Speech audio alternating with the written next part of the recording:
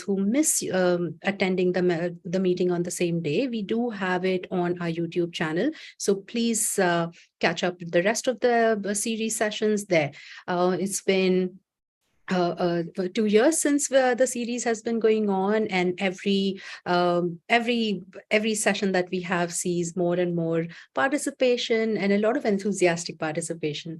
With this, it is my honor to welcome our Senior Vice President, Dr. Sunil Mittal, sir, to share his welcoming remarks. Sir is a senior psychiatrist from Delhi, and I don't think any of us here who don't know him and haven't been impressed by his eloquent self. Dr. Mittal, over to you, sir. Thank you, Rukshada. And welcome everyone to this IABP First Friday CME, which I think is a fantastic initiative taken by the Biological Psychiatric Society. So, and we have had very impressive talks, very informative talks by some of the best speakers in the country. And the topics are also things where the themes for the topics are picked up, which are very relevant and bring in new insights. And today too, we have, the topic is very interesting: suicidality through a transdiagnostic lens. And for this, we have got one of the very prominent speakers, Avinash Sousa from Mumbai, who needs no introduction to everybody, but all the same, he is a practicing psychiatrist, a second-generation psychiatrist, like another person we have today on our faculty. And he carries forward a legacy, which is we are going to see today in his eloquence too. Welcome, Avinash. So Dr. Avinash D'Souza for you. And then we have to chair Dr. Nisika Sinha. She is at the Indira Gandhi Institute of Medical Sciences, Patna, as an assistant professor in psychiatry. So she is an alumni of the CIP Ranchi, and also carries a vast experience of having worked at the All India Institute of Medical Sciences, at the PGI and the IGIMS itself. So welcome, Nisika, to this session. And we look forward to views and comments too. And the other chairperson we have is Dr. Jaya Shastri. He is our IABP EC member, again, a senior psychiatrist in practice, carries also, he's a second-generation psychiatrist, the son of Dr. P.C. Shastri, and carries that legacy too. So we have a very, very, what can I say, outstanding panel today. The speaker and the chairpersons, and the theme, we understand that, suicide is something which is very close to every psychiatrist's being and heart. I'm sure most of us have lost patients to suicide, at least I have. Or we come across patients who are suicidal every day in our practice. And I'm sure some of us may have also known of people in our personal lives who have attempted or committed suicide. And it's sort of always believed that most suicides occur in the background of mental disorders. People have said even up to 90%, but is that really true? We don't know, because psychological autopsies tend to be summarized like that. But then if you look at actual diagnosis, the pre-existing mental disorders may not be as high. But then, of course, one may feel that the diagnosis is there. People may have an undiagnosed illness. And most of our major disorders we deal with in mental health are associated with suicide, whether it is bipolar or it is depression or it's personality disorders, emotionally unstable or narcissistic or substance abuse, schizophrenia, other psychosis, paranoia, you name it, and the suicidal risk exists. And also in each individual's life, there are other vulnerability factors, which could be biological, which could be psychological, and every person is a story. And every suicide carries that, the person's own existence, which comes to an end in one act, death by suicide. So we have the chairpersons, we have the speaker. So over to the faculty, Dr. Nisika, Dr. Jay, and Avinash. So please take it forward. So thank you, Sunil sir. Thank you, Dr. Rukshada madam, and Indian Association of Biological Psychiatry. At the outset, I think it's a great thought to have the topic, the first CV itself for this month on suicide. As we all know that September 10th is Suicide Awareness Day, and the theme for this year, we had a triennial theme. We all know for 2021 to 23, the theme was creating hope through action. And what better action could be by we psychiatrists than having a webinar on this important topic and having such a erudite speaker, Dr. Avinash Sousa, with us. So not wasting time, just few data I would like to share. There are around 7 lakh suicide worldwide every year. So it's a huge one. When it comes to India, data says every 5 minutes, someone somewhere in India itself attempts suicide. So that's a crying number. And to understand this phenomenon more, we all know it's a multifactorial event. We have Dr. Avinash today with us. To introduce him, I would like to ask my co-chair, Dr. Jay Shastri, sir, to introduce our speaker for today. Over to you, sir. Thank you. Thank you so much, Dr. Sinha. Thank you so much, Mittal sir, Rukshada madam, and the entire office of IABP for giving us this wonderful opportunity. And it's my honor to introduce my buddy, Avinash D'Souza. I fondly call him buddy, and he's probably one of the most versatile psychiatrists that I see in today's time, because be it clinical practice, clinical research, or it is teaching, training, he's everywhere. He's there as an expert speaker in most of the forums, and he does justice to each and every role that he plays, and really proud to be associated with him. Of his recent accomplishments and commitments are the prestigious Dr. S.M. Lula Oration Award, which he just recently got conferred upon in Bombay Psychiatric Society's annual event at 2023. And he's right now serving as honorary secretary of Indian Association of Private Psychiatry. He's also serving the editor's office of Indian Association of Indian Psychiatric Society Western Zonal Branch, which comes up with Annals of Psychiatry. And I'm sure if I keep on talking about him, it will be just hours and hours. But then over to Avinash to please enlighten us with this particular topic that we are going to discuss today. Thank you so much. Rukshada, please just share the slides and then we will start here.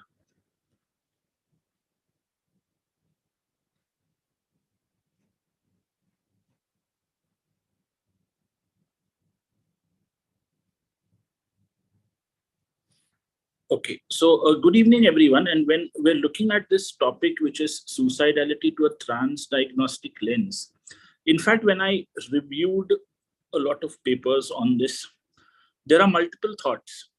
One is, of course, the word transdiagnostic itself has many connotations, but we all know that suicidality or suicide or suicidal thoughts, it's not a disorder on its own. It's more of a symptom, and it's a reaction.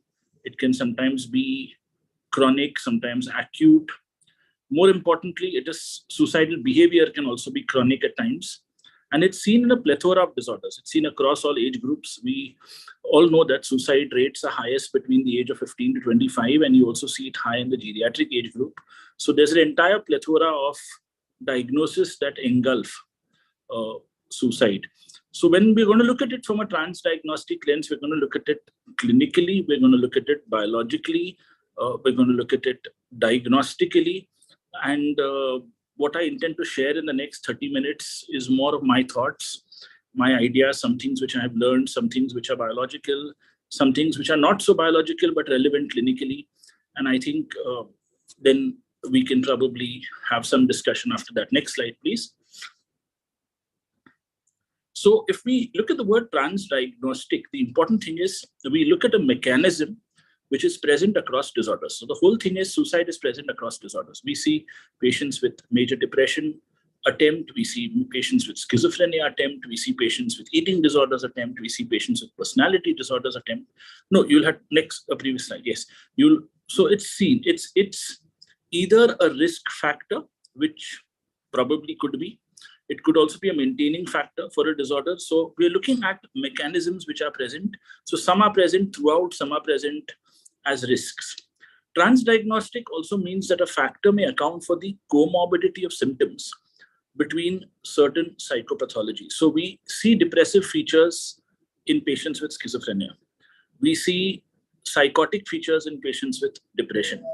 And suicide can sometimes be in the middle of that. We can also see patients with antisocial personality and the aggressive impulsive spectrum with borderline personality attempt suicide.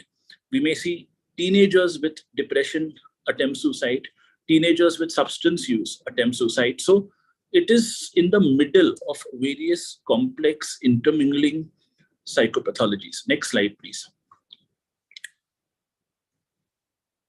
So examples of just some transdiagnostic processes I already told you, but for example, you could have intrusive memories. Now, intrusive memories could be a cause of suicide sometimes, but they may be seen in diverse conditions.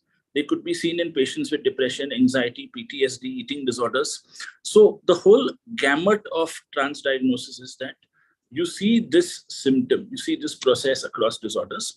You may also see repetitive negative thinking, which could be a feature of GAD, worry, depression in the form of ruminative thinking. So these are all pre-suicidal symptoms. So for example, intrusive memories can be troublesome.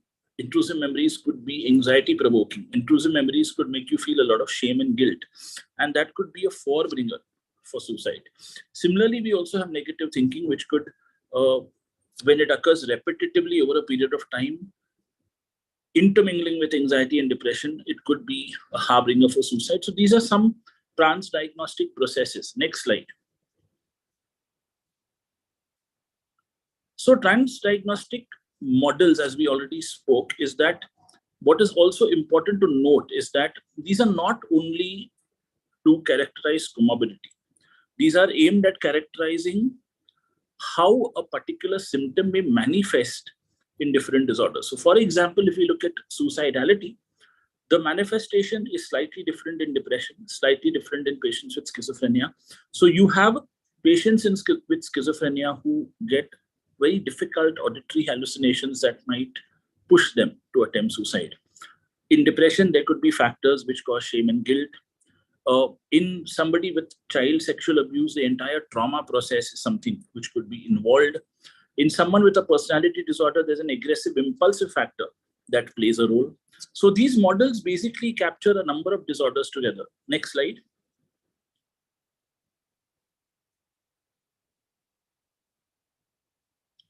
Okay, now the most important thing is, why do we look at transdiagnosis? They help us explain why certain pharmacological agents are effective for multiple but allegedly distinct conditions. So for example, there are many patients with schizophrenia who we prescribe antidepressants to. There are many patients with depression who we prescribe a low-dose antipsychotic. There are many patients with anxiety disorders where we may prescribe low-dose antipsychotics. There are many patients with suicidality where we prescribe both antipsychotics and antidepressants and a mood stabilizer if they are on the bipolar spectrum. So the whole aim is, in psychiatry particularly, we have multiple psychopharmacological agents that are used in different conditions. They're not used in this. So it can happen that risperidone in a low dose is used for behavioral issues in children. It's used in schizophrenia. It's used for psychotic features in depression, behavioral problems in dementia. Anybody who's aggressive and suicidal also sometimes may prescribe an antipsychotic. So the whole aim is we use different pharmacological agents. Apart from that, the same form of psychotherapy like CBT or REBT or psychodynamic or supportive is used for multiple conditions, though in a different way. So that's what transdiagnosis does. Next slide. Second, when we look at suicidality, what's important to look at transdiagnostically is it also gives us a target for intervention. So we're looking for interventions that impact multiple conditions. And what's very important is why we are studying transdiagnosis of suicidality is because we want to bridge psychiatric phenomena and we want to bridge them with the biological substrates of that behavior. Next slide. Now, there are two distinct suicide syndromes which I want to draw your attention to from a transdiagnostic model. One is the SCS, which is the suicidal crisis syndrome. Previous slide, please. And the other is the affective spectrum associated disorder. So if you look at the affective spectrum, there's a drastic increase in suicidal intent over the course of hours, days, opposed to weeks or months. There's marked social alienation, so there's social withdrawal, there's a disgust, there's self-alienation, so there's self-hatred. So there's a lot of guilt and shame associated with that. There are perceptions of suicidality, hopelessness, which we've all known has been a marker for suicidality. And there are also manifestations of over-arousal, like there may be agitation, irritability, nightmares, etc. Whereas if you look at the suicidal crisis syndrome, there is a recurring feeling of entrapment and an urgency to escape from the given situation, or you want to avoid an inescapable or unavoidable life situation. So a lot of people feel rather than face imprisonment, or rather than probably get married, or rather than probably, so there are multiple factors where they want to run away from. Death may appear as the only escape, though explicit suicidal ideation may not be present. But you have affective, behavioral, and cognitive changes which are present. So you have affective disturbances, a loss of cognitive function at times. There may be disturbances in arousal and social withdrawal. Now, why this is important to understand is, if you look at both of these from a transdiagnostic perspective, one is acute, one is not so acute. Secondly, one is more affective, one is not so affective. It's more in more like something that we would even clinically call as on the borderlines of an acute psychotic reaction that probably leads, that is the SCS kind of phenomenon. On one hand, we also have on the other side a lot of hate, shame, guilt. Your death is the escape.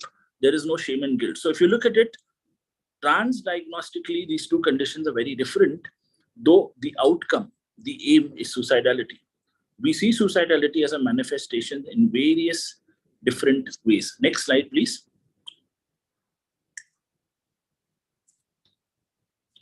So if you look at the acute suicidal affective disturbance and the suicidal crisis syndrome, which I just described, if you go by the DSM concept, they have suicidal behavior disorder, which is there.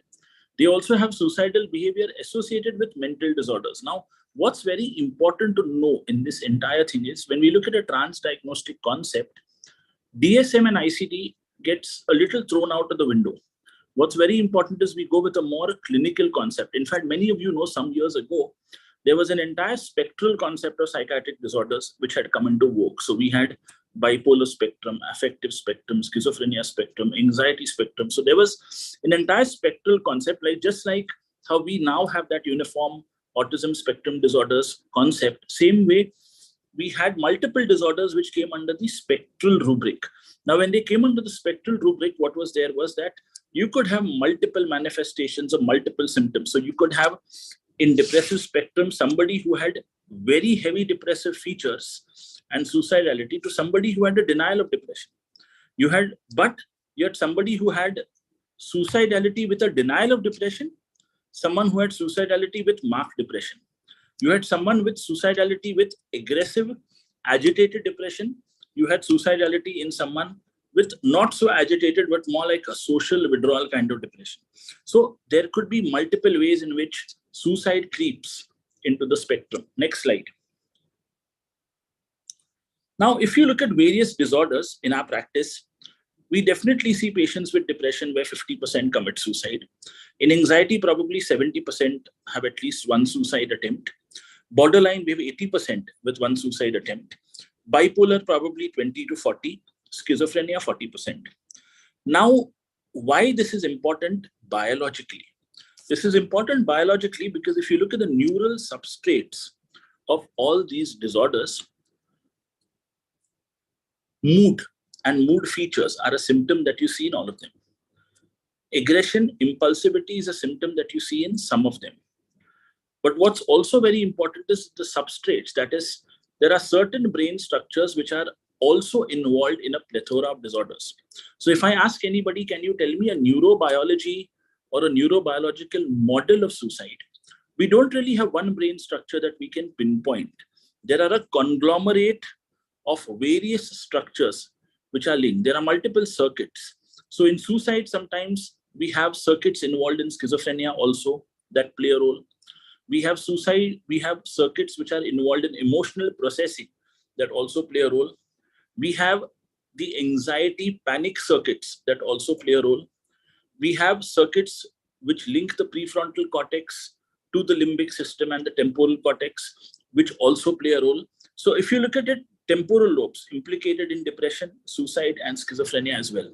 Prefrontal cortex implicated in borderline personality, also depression as well. So across these disorders, wherever suicide attempts are seen, we have similar neural substrates, though their manifestations and their functioning may be different. Next slide.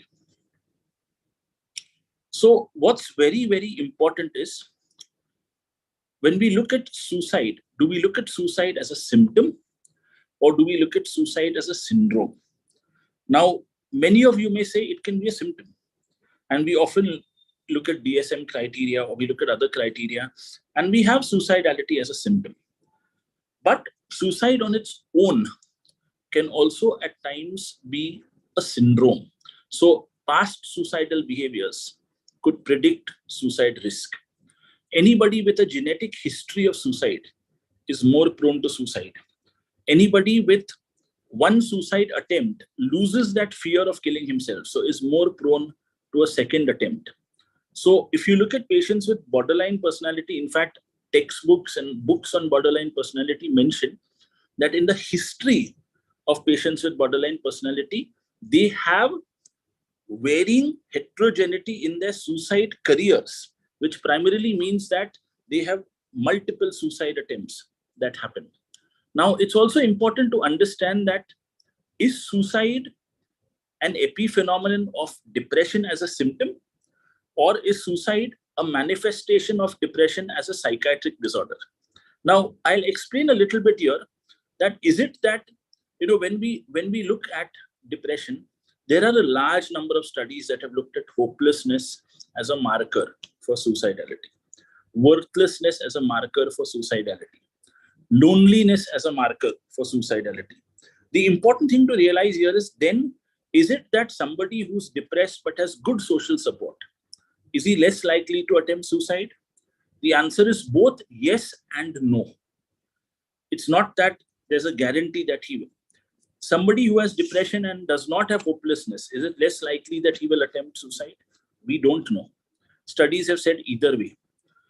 It's also very important to understand is the time taken between a suicide attempt and suicidal ideation could vary from a few seconds to a few years.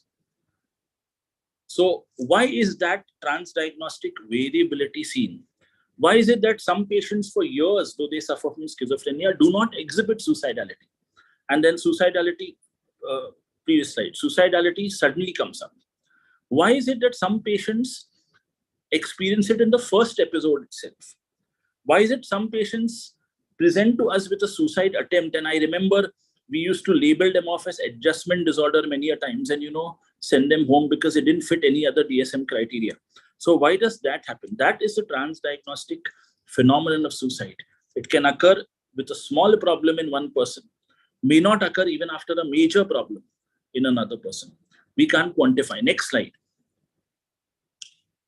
Even from a clinical standpoint, I'm coming to biology, but even from a clinical standpoint, I often wondered in therapy sessions, the reason for feeling suicidal. This is from my own diary. Is it an accelerated will to die? Or is it a futility of living? Now, this is a very, very important question from a transdiagnostic perspective.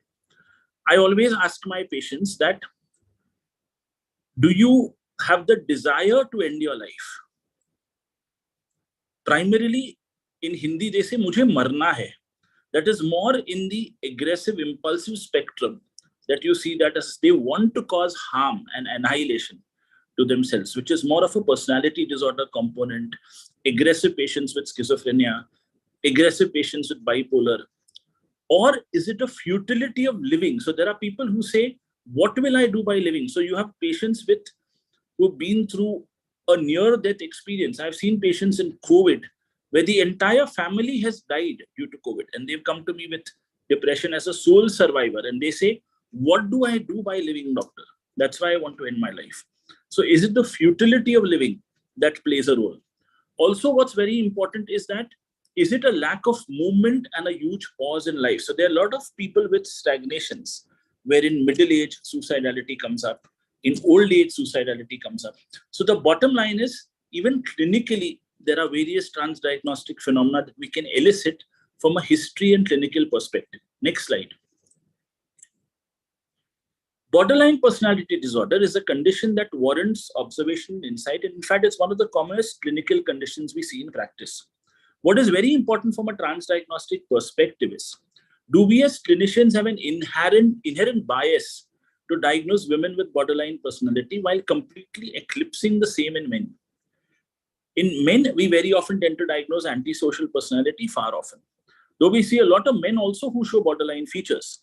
The condition is unique, borderline personality. In fact, I remember we had postgraduate teachers where we were told that if you study borderline personality disorder, you can study every psychiatric disorder because you see all the manifestations of that.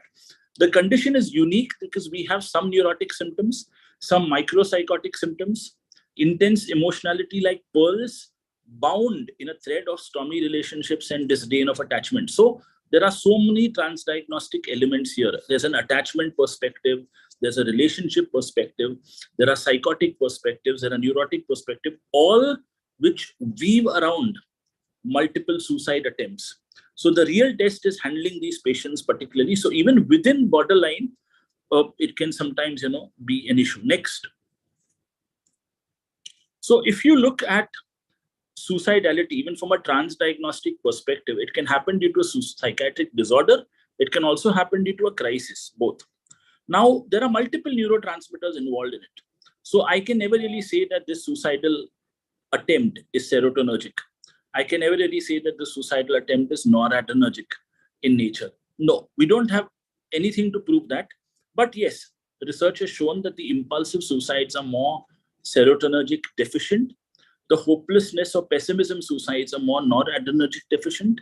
And therefore, from that point of view, we have some distinct biological formulae on which we can work. Next slide. So if you look at depression for that matter, and you look at, there are multiple areas of the brain, like the precuneus, the anterior cingulate cortex, the ventral prefrontal cortex, striatum, amygdala, all these are implicated in multiple psychiatric problems as well as mood disorders. The first factor is genetic.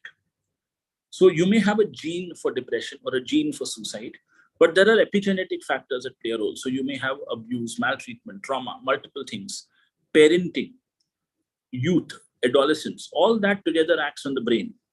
Now, a very important distinction transdiagnostically is, why is it that some patients attempt suicide with the same factors, bad parenting, bad childhood, abuse, mood issues?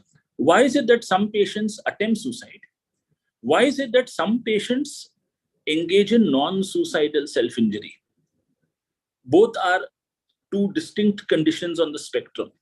We're never really able to predict why does the person with the same risk factors, the same environmental factors, but maybe slight changes in biology where an impulsive part is probably higher, leads to NSSI versus somebody with a more mood kind of picture results in a suicide attempt. So there again, a transdiagnostic phenomena comes in. Next slide.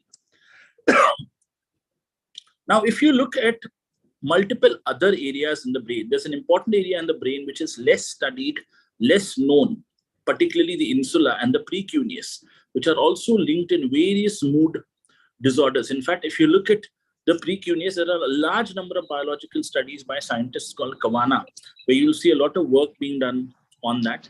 Similarly, the insula is now gaining recognition in psychiatry. We also have, of course, the prefrontal cortices, both the dorsomedial and dorsolateral.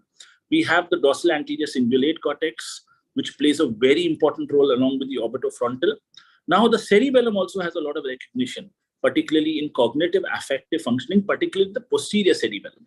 Now, what's very important is that whenever anyone attempts suicide, if you look at the green areas which are marked on the brain, they are concerned with diminished cognitive control of emotion, cognitive inflexibility, where no, I want to die, there's two ways out. Cognitive flexibility, there's inflexibility, and there is an impaired valuation of different decision options. This is very, very important in suicide. I don't think of any other option. Whereas if you look at the blue areas, they are all important again, because there is enhanced negative and blunting of positive states. There is negative self-referencing, that is, I keep blaming myself. Rumination occurs, and there is an impairment in future thinking. Now, if you look at the green areas, a lot of people will say those are more personality traits. The blue symptoms are more depressive.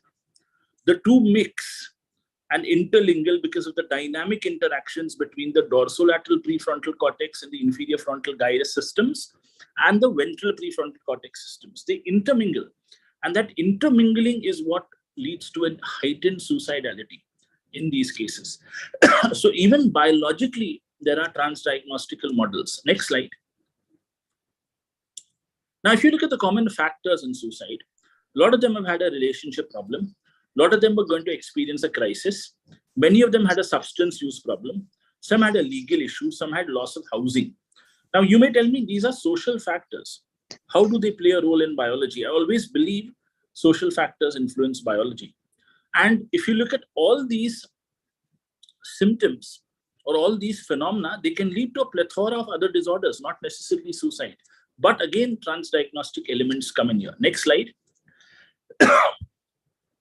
Now, this is a very important slide. I'm not going to go into too many details, but from a transdiagnostic perspective, what's very important is we all have looked and we know that there is childhood adversity, which is linked to every psychiatric disorder. We know that physical illness and trauma in early childhood is linked to every psychiatric disorder. Now, what's very important is whether you have a stress in your life, whether you engage in substance use or alcoholism, whether you have social isolation, it all affects our HPA axis. So there are neuroendocrine changes that happen. Norepinephrine is linked to the hopelessness, pessimism spectrum.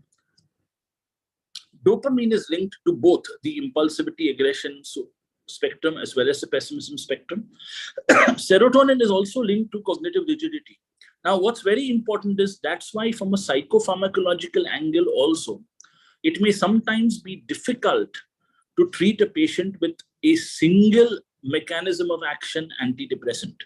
You may alleviate certain factors, you may alleviate certain symptoms, but certain symptoms still remain. What's also very important is that, yes, you may see optimism, you may see resilience as protective factors, but they all come together hand in hand. And the HPA axis, the three big neurotransmitters, that is norepinephrine, dopamine, 5-HT, are all the greatest examples of transdiagnosis in psychiatry because they are spread across psychiatric disorders. Every symptom is spread across psychiatric disorders. Next slide.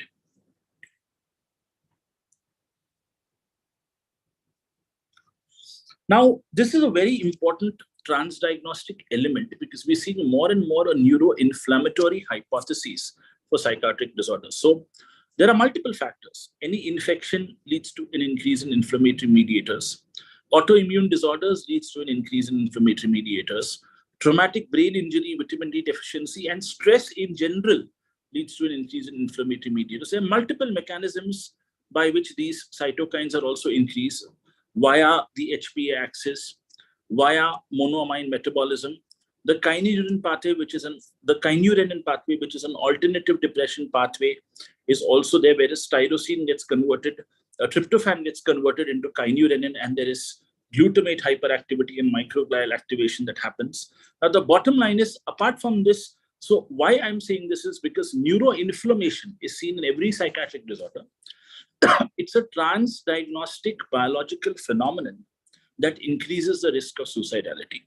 So you can see suicidality manifest in any psychiatric disorder, which is now regarded as neuroinflammatory in nature. Next slide. Now, if you look at the neurobiology of suicide, the cingulate cortex functioning, there's an increased reactivity in suicide attempters. If you look at the caudate nucleus, structurally volumes reduce, whereas volumes of the putamen in violent suicide attempters increase, because probably there's a correlation of aggression over there. The insula has been known to increase gray matter volume in suicide attempters. It's activated on fMRI studies in suicide attempters. The prefrontal cortex shows a decrease in gray matter volume, so decision-making gets impaired. Also, risk-reward assessment gets impaired. Now, what's very, very important to understand is the areas that we are naming, the cingulate cortex, the prefrontal cortex, the striatum, the insula, these are not isolated to suicide. These are isolated to a plethora of neurological disorders, to a plethora of psychiatric disorders, schizophrenia, substance use also. The cingulate cortex has some role in OCD. So the insula has a role in even consciousness and processing of the way you perceive things. So your perceptual cognition plays a role. So there are multiple factors that play a role here. And the whole brain impairment in the amygdala, subcortical circuits also play a role. So there are multiple elements which are at play. Next slide.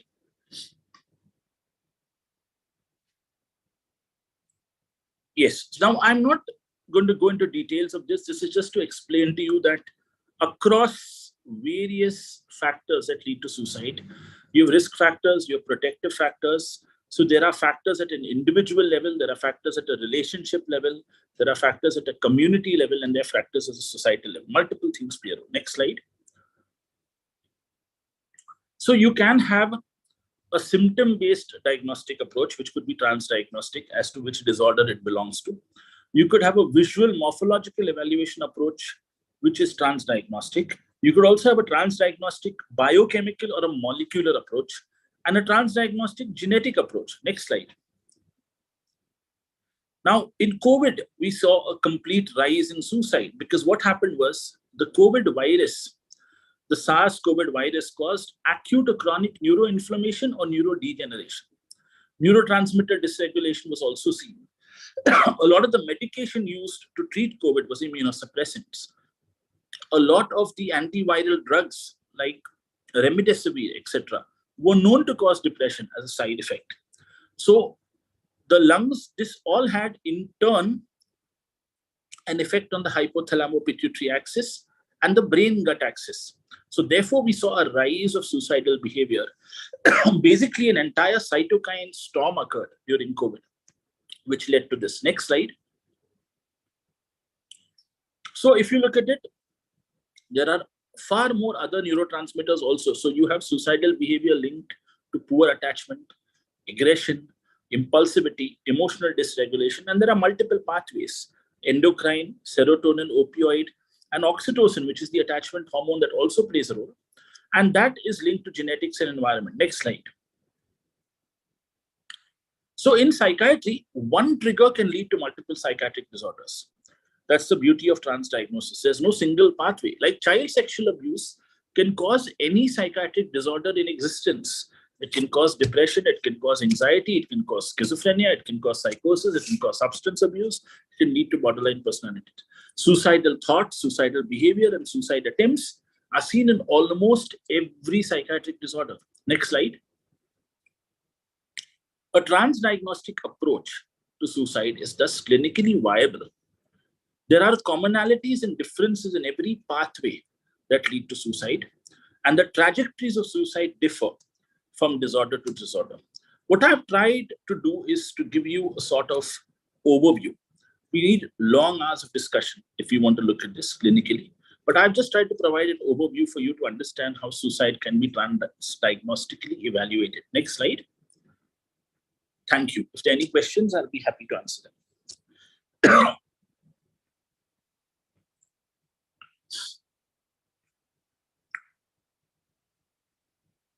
Thank you, Dr. Avinash. I think at first I would like to congratulate him, our speaker, as expected. It was a very informative session for all of us, and lots of important takes from the sessions we had today. Like he talked about various neurocircuits in suicide, then the genesis of suicidality from biological lens, which we normally many a times we skip. Whenever it comes to our mind about suicide, we think, okay, what biology can be there? There must be some stressor, or because of that it has happened. So we got a detailed look into the biological aspects of this phenomenon. That was very good. And he talked about suicidal dimensions. So that was wonderful. Then the background of suicide career.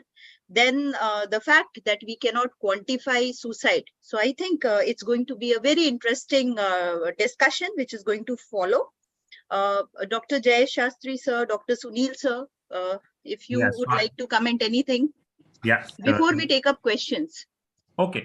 So now I thought it was wonderful as a presentation and quite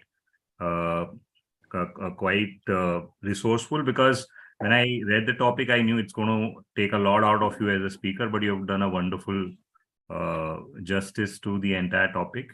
And I think if Sunil sir has any comment at this juncture, otherwise we'll start taking up questions. There are a few questions which are there in the chat box. Yeah, so my only comment is congratulations, Avinash. You have simplified it. You have simplified it so much, and it's such a complex thing. And looking at the biological correlates and linking it to the clinical, the way we see it.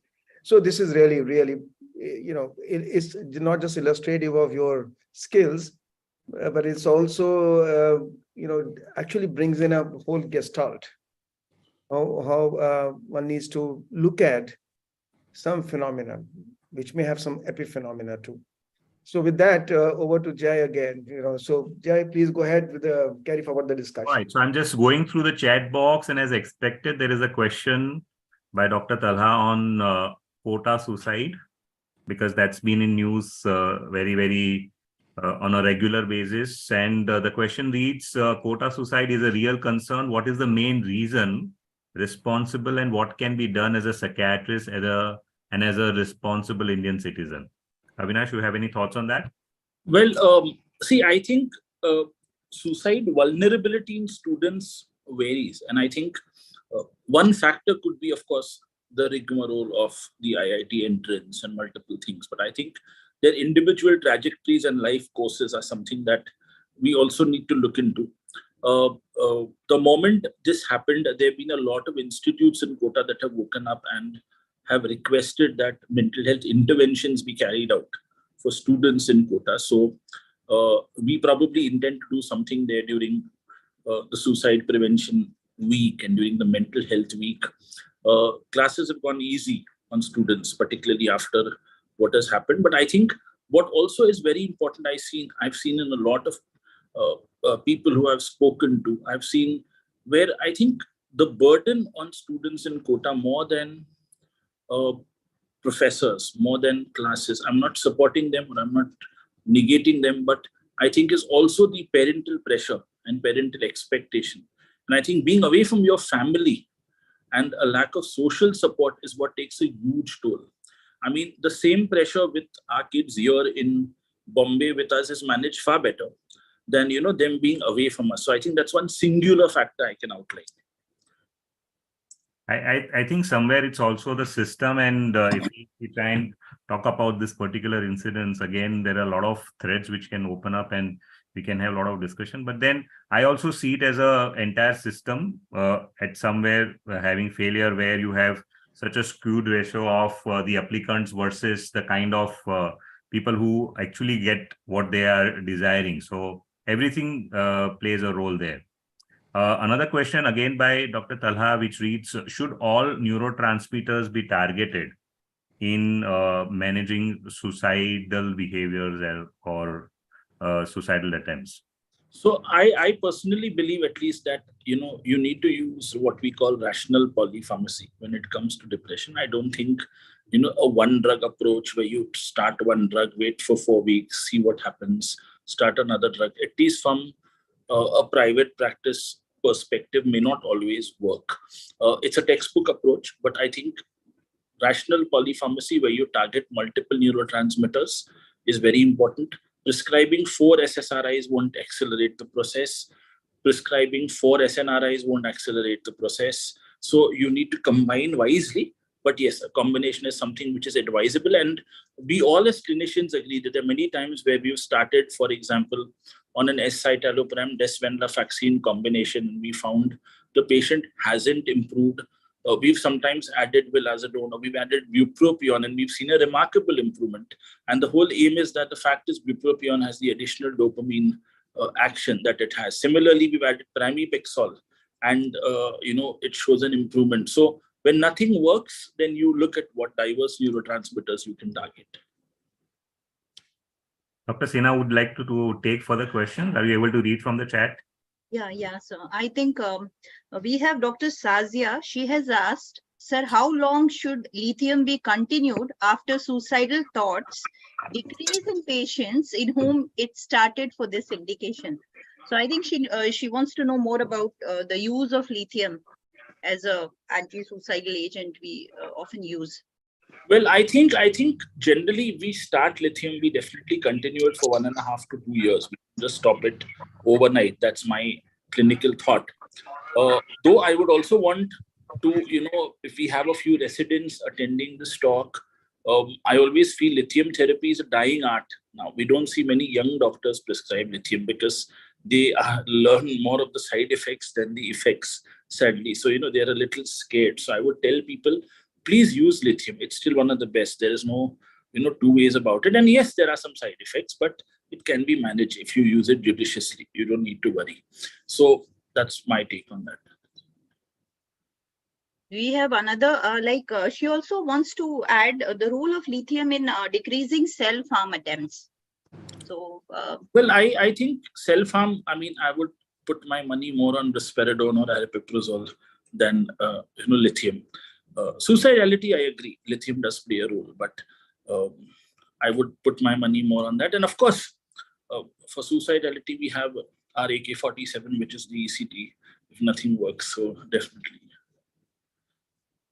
Our experience from CIP, I would like to share, we were taught and we practiced also that once we start lithium, then whatever molecule we want to use later, it doesn't work at all. So it's a kind of molecule we have to be very careful. It's a wonderful molecule, but once we start, if you want to shift to another one, it gets difficult. So we have Dr. Nupur. She wants to ask the similar question. I think it's on the similar pattern. Sir, a lot of students come with difficulty coping up with the stress of competitive exams, depression, even negative thoughts. So how to, will adolescent, how to go about these children and adolescent, how to prevent? I think it's a similar one.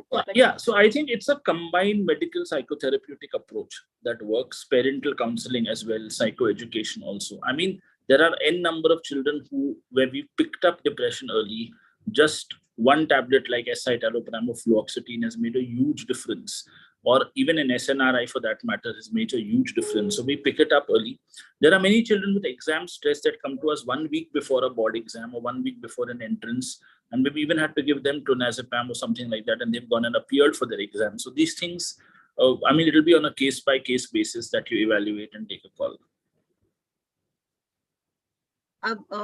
Shastri sir, I think we have question from Dr. Amrit. Yeah, so I'll just narrate that. Amrit is asking, what should be the strategy when you have a client who is desperate to die, doesn't want treatment, fantasizes death, and is poorly adherent? So all complications that you can have as a clinician. ECT, that would be my take. I wouldn't think of anything else. I would admit as an inpatient and I would tell him, whatever happens, I'm not going to let you die. So, I would probably look at ECT. Amrit always wants to ask me all the difficult questions. He's here. I think here we can Yeah, see I him. know, yeah. So I'd like to invite him for discussions. So please. So, okay. Uh, And another, our secretary madam has asked, please comment on emotional blunting in patient in presence of suicidal thoughts. See, I think emotional blunting is a symptom which is very often, confused with either negative symptoms or confused with apathy at times. Now, I feel when you have somebody who has emotional blunting, it's a serotonergic symptom primarily. So I think you'll have to boost your dosage of SSRI. That's my first take. My second take is sometimes a low dose antipsychotic, like aripiprazole in a low dose, or even cariprazine in a low dose, is something that can help. Cariprazine has helped a lot in negative symptoms, and I think the only problem is akathisia. Some people, develop akathisia and tremors very easily with cariprazine. So we need to be careful. Start at 1.5. Give it in the morning. If you give it in the night, sometimes sleep gets affected. But if you use it well, yes, you'll be able to, manage it. The problem with aripiprazole is sedation. You start at a low dose, they feel sedation even at 1 mg. It takes them a week to get used to it. You can increase to 2 mg, 3 mg, go up to 10 mg if you want. But then once you go beyond 5 mg, I think the effects on mood reduces. It becomes more an antipsychotic. I think as the discussions are going on, I don't think we should miss the chance of benefiting from vast experiences of Sunil Mittal sir himself. So your takes on use of lithium and cariprazine and for these problems? I think the discussion is going very well because we use antipsychotics and aripiprazole, cariprazine, olanzapine has been shown to have specific action for reducing self-harm. So antipsychotics is something we use as adjuncts, and definitely so.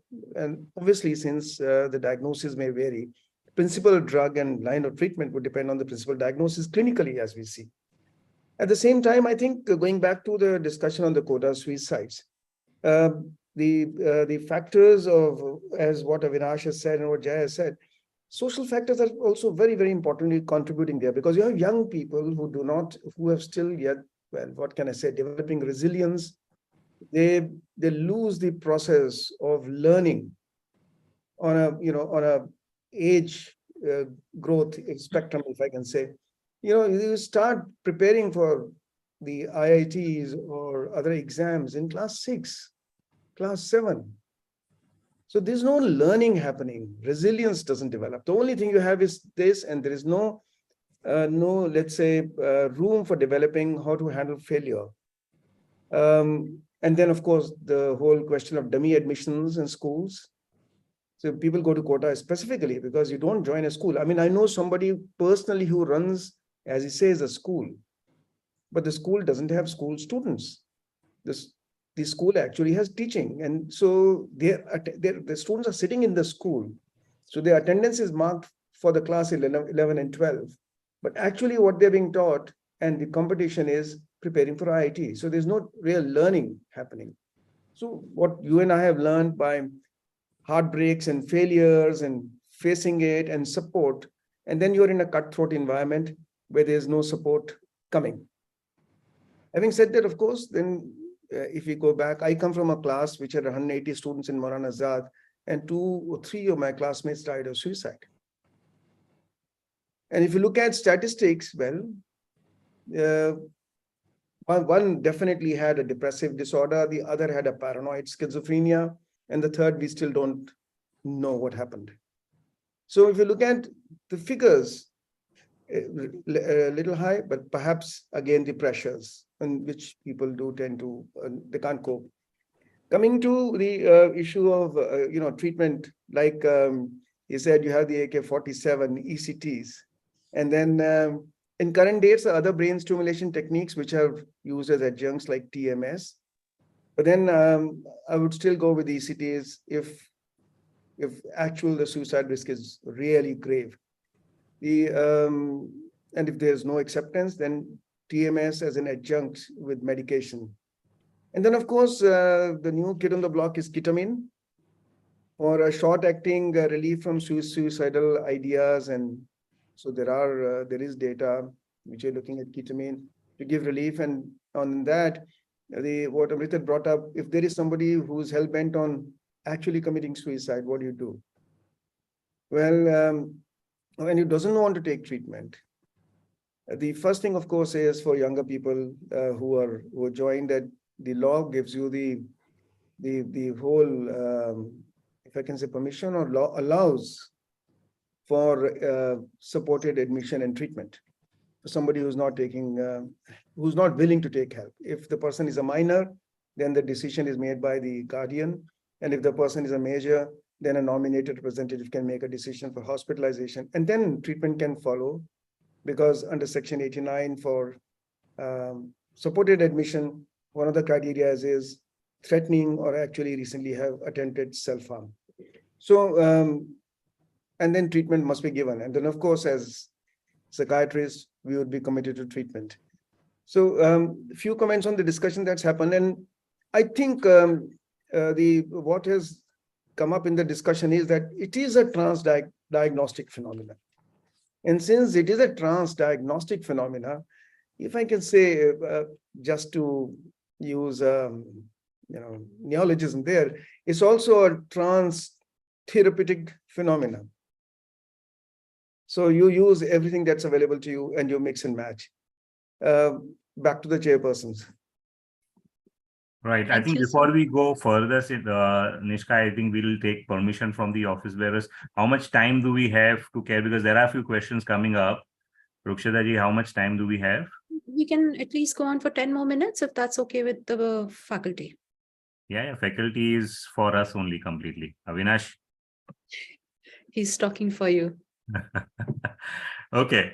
Now, so since we are on that quota incidents, there is a question very interestingly coming up. Can we give prophylactic treatment to the students? Is there a weird thought about? See, I remember, this is something like a patient with postpartum depression who I had treated. She recovered, and then they planned a second pregnancy after 4 years. So the husband came to me and said, "Sir, हम 6वें महीने में ही दवा चालू कर देते ताकि postpartum depression का कोई problem ही नहीं हो." And I told them, it may happen, it may not happen. We don't know. I mean, so for that matter, I think outside all these classes, we may have one psychiatric clinic only that, you start this prophylactically. I mean, it's very difficult. I mean, there's no study to show that, taking antidepressants on a regular basis will prevent you from getting depressed. I don't think there's anything that way. So we really can't say.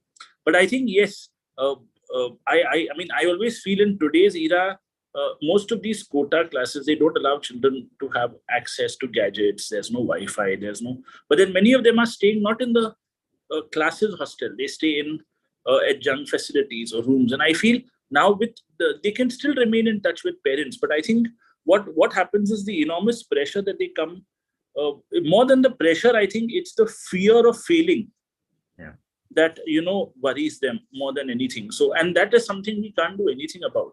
I mean, I feel there are certain situations like loss of a parent. I mean, I can give someone an antidepressant, but I can't still make him overcome that loss. There's no way. I mean, or for that matter, someone who's lost a spouse, or for that matter, someone who's failed in an exam. I can give him an antidepressant to reduce his suffering, but the failure can't be taken away. It is still there. So I think that's an important phenomenon to think of. And if I may add there, the question was on preventive treatment and whether lithium could be in the water supply. I think what we require is other preventive strategies in the social street. So, there are enough guidelines available and strategies available, not just for first responders, but on identifying. So, like what you're planning around the 10th of September, doing something.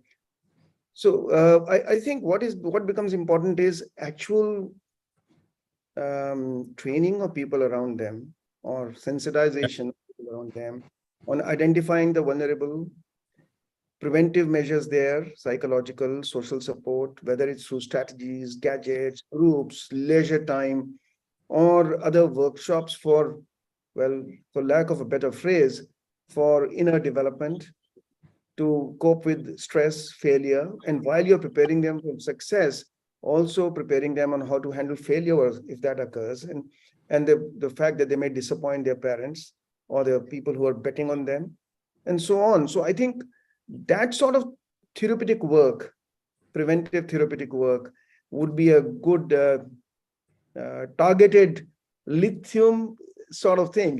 So you can't have lithium in the water supply, but you can have certainly this in the social surroundings, in institutions or places where such pressures are going to exist. Right. Nishka ji, if you can pick up, there are Agree. I totally agree with Mithil sir, whatever he said. Like they say that one needs to help, ask, listen, and tell. And we all are gatekeepers for suicide. It's not a single person's business, or it's not something to do with psychiatrist. Each one of us has a role to play. And we as a psychiatrist, I think awareness is the key. I think it's very important. Talking about suicide and reaching out to people and telling them that yes, these are the warning signs, because figures say that 80% of the people who commit suicide, they in some time or the other, they had given warning signs. So identifying those warning signs is very important. So we have, I think, a couple of more questions, sir. Shastri sir. Yeah, One yeah. is severely, yeah, please. Okay, so there is a question from Dr. Mulai, which talks about how can paradoxical suicide be prevented? That you all will have to answer. I don't have much idea or knowledge about that. I've heard the term, but I don't remember what it actually was. If he's here, he can unmute and ask directly what he wants to ask on this. No, if he can tell us what paradoxical Yeah. suicide means, then I think it will help. Yeah. Like, can you hear me? Yes. Yes, ma'am. Paradoxical suicide is like when you're recovering from depression, the last to recover are your negative thoughts. The psychomotor activity improves first. So you can put your negative thoughts into action. So when the person is improving from depression, uh, we tend to get relaxed. So that is the time we should be more vigilant about the person committing a suicide. So that's all I think we can do about it. Yes. Psychoeducate the family. Yeah. Okay. Avinash, your thoughts on clozapine, another medicine which has a very strong anti-suicidal evidence in its favor? Yes, so I think for schizophrenia, definitely I would think of it. But then, we wouldn't start a patient with depression on clozapine. So, I mean, patients with schizophrenia having suicidal thoughts, definitely. I mean, it would be my choice. But the only concern is that, I can't use clozapine for everyone. Okay. Yeah, of course. Yeah. So there is a question about the consenting here, and maybe Sunil Mitra sir can give his expert opinion on that. A severely depressed suicidal patient not responded to antidepressant, wants to take ECT, but family member refuses it. Can he be given ECT on his own consent?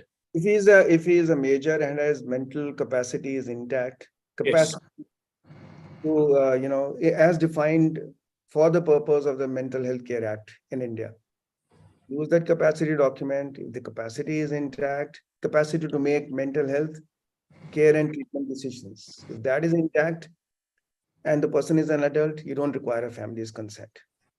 I mean, I can walk in for my own treatment. Okay. And imagine yourself living in a country or in a place where you're alone and you want help. Yes, for some hospital procedures, sometimes you require a witness, you require, that's a different internal matter with the hospital. For some of the other things where payments are concerned, there may be concerns regarding payments, but that's again an administrative other issue. It's not a clinical issue where the law is very clear. Consent from an adult who has capacity to take mental health care and treatment decisions intact, one can go ahead. Okay, we have Dr. Talao has raised his hand. want to ask something? Sir, good evening, everyone. So, can you hear me?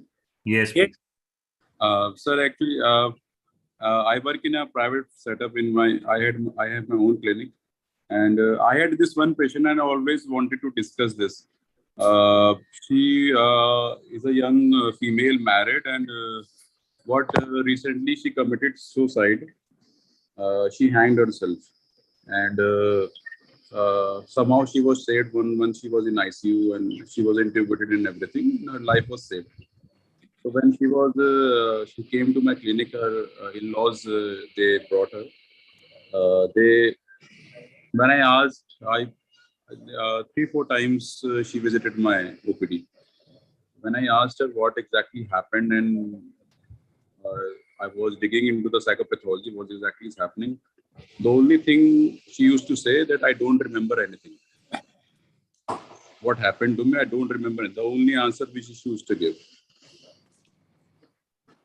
I couldn't do anything further. Then I referred her to the higher center, and because I didn't have any clue.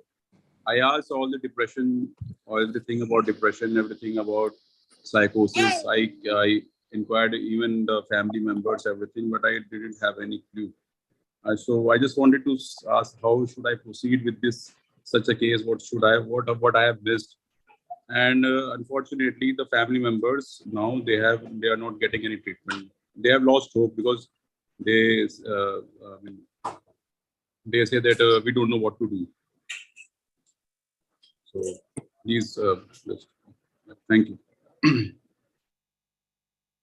Well, I think you would have to evaluate whatever treatment files you have, and see what was done. Look at treatment alternatives that weren't used earlier, and I think that would work. And if family members are not agreeing and the patient comes on her own, fine. The patient doesn't have. But if you're not able to elicit a history, you would need someone to probably help you out, because what are you going to treat then? That's the key question. May I please ask, will Rorschach's help? Well, yes, you could do psychological testing if the patient answers, but if the patient doesn't answer on a Rorschach, then we would be stuck again. No, in this discussion, there was a voice drop at my end. What is the question? The patient does not remember what the past history, the past. She doesn't remember why she committed that. How did she committed that? Why did she hang herself? So I think. Okay, so she does not remember. So I mean, we're looking at two possibilities. One is, of course, to look at whether there's any other memory impairment. She hung herself and she was saved in the ICU. Whether there was any, sort of brain damage leading to amnesia. So that's one part to be looked at, if she remembers other things or not. The second is, sometimes while attempting suicide, people dissociate. So a dissociative episode can occur in a highly emotional state, in a heightened state of emotions, the anger, the anguish, impulse, and they may have no memory. So that is also a possibility. We are heading towards, actually, I was thinking mostly suicidal patient, which I came across. Some of the other possibility, diagnostic I used to get, maybe it's because of depression, maybe it's because of personality, or maybe it's because of psychosis. But this case, I have no clue whatsoever. Not even a single what happened to her. Not a single clue. That's why I refer to a high center, but unfortunately, they are not opting for any treatment. And the one thing which I could found out that she always remains aloof. Very little interaction with the family members since for the last 2 years, and she remains mostly aloof. She doesn't work. She doesn't take care of her family. She doesn't take care of her children. And when I dig into more why everything, but I'm not able to find out. There is a severe retardation in everything. She denies of low mood. She denies of any delusions, hallucinations. The family member doesn't report of any muttering, self-smiling, whatever. Nothing I could find out. The only positive finding is she is mostly aloof. She keeps lying down and she sleeps a lot. she has, I thought that she might be opening her eyes, and then mostly with what we see that in psychiatric disorder, sleep is mostly disturbed. In this case, she's sleeping a lot. Every other test is normal. I am the first psychiatrist which encountered her after this ICU thing. So, comments. No, it's quite challenging. So I understand. Avinash, do you have any comment on this? No, I think what's also very important to note is that if the initial suicide attempt was by hanging, then sometimes, an amnesia can develop.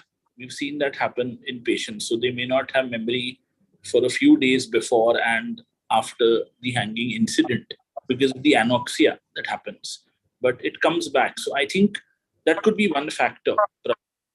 And we've had patients because I work at Sion Hospital, and we've had patients in the IRCU who have demonstrated, that kind of a phenomenon. And relatives are absolutely aghast that how is it that such a big thing happened and they don't remember. But it can happen due to the anoxia. So, that's what I would say. So I think treat her as she is. I mean, she has every right to treatment, and you should treat her. Yeah. Avinash, can I come in? Please, sir, please. Yeah. Dr. Talha, what about premorbid personality, premorbid status she had, and what about family history?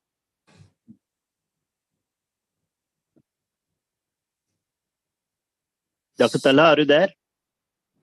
Yes, sir. What about premorbid and what about family history? Sir, family history is negative.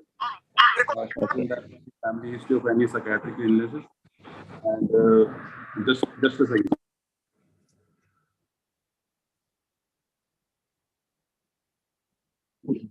So I think this could be taken up in one of the case challenges that we have. Yes. At any point in time, have more detailed discussion there. What do you think, Ruksha? Absolutely. Yeah, I agree. Because then. Sorry, sir. Sorry, this is just. So I think what up is something which anybody of us would be stumped with. So I think it's very relevant. And I'm making. I'm sorry if I'm making this abrupt because 9:15 is the call time. So if there are any other questions which are going to be there. No, I think there are a few, but then we will probably ask the office bearers to take the proceedings further. Dr. Sinha, you have anything to say from the chairperson's point of view?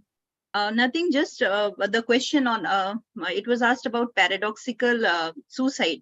The interesting thing is it is a kind of phase in a person's life. Like if somebody has decided that one doesn't wish to live, then this phase, it happens when you have this feeling that you are related everything. People won't understand what is going inside your mind because you have decided that now this is end. And then you enter this phase called paradoxical suicidal phase, where everything seems very little. And instead of showing signs of depression or hopelessness or anything, you are, on the contrary, you are more confident, you appear more cheerful. So that is what we were talking about, that these are few of the warning signs we need to be very careful about. So that was just something I wanted to share.